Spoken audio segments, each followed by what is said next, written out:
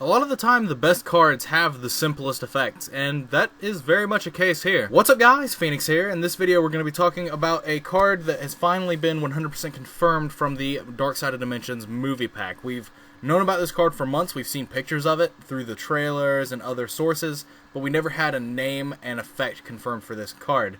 But now we do! And it's actually really simple, but in that simplicity it's actually just really good. The card in question is Giant Sentry of Stone, and it is a level 3 Earth Rock type effect monster with the same old Giant Soldier of Stone stats of 1300 over 2000.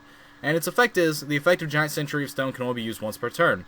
If this card is in your graveyard and the only monsters you control are Rock type monsters, you can special summon this card from your graveyard. So this has no actual real restriction on it other than you can only control Rock types, and that's really good. It doesn't even have like a built-in restriction like Fishborg Planter had, where like all of the cards in your grave had to be waters, or is it Fishborg Archer I'm thinking of? I don't know. One of those cards that was trying to replace Fishborg Blaster restricted you to only having waters in your grave.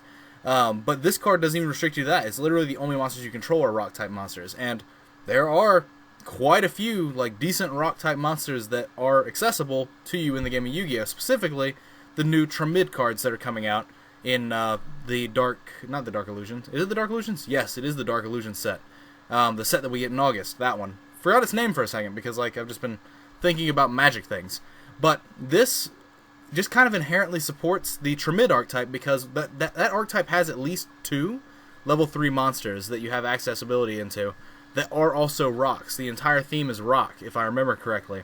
And that just means that this card is just immediately a staple, especially since a lot of the card effects are generic for rock type monsters as well, whereas like you can get double summons, you can get all these different things based off summoning rocks, and this triggers those as well, whereas also it's just a free card from the graveyard each turn. That's really neat.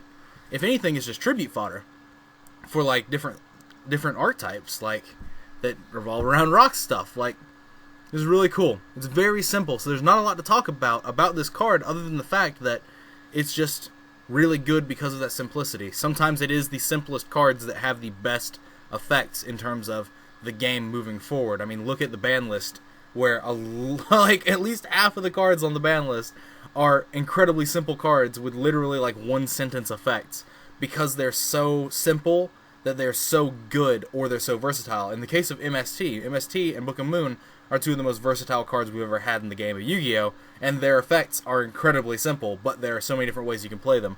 This is another card that I see that kind of follows that same sort of like line of play, whereas you can just get more and more like potential options from this card because of how simple and because of how inherently unrestricted it is, other than the fact that it can only work with rocks. I find this card really cool. But anyway, that's pretty much all I have to say about this, because like this card is extremely simple. Like, it's so simple, it's brilliant. I love the fact that Konami is actually printing good simple cards in like this day and age, because we don't really get that much anymore. We don't.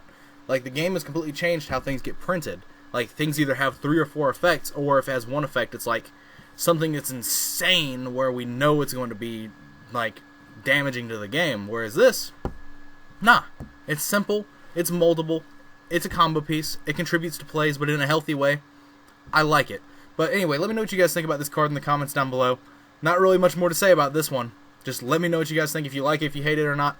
I will be going over the Tramid archetype in a whole later, because I really wanted to wait and see what the rest of the cards that were getting spoiled for it were before I started talking about it.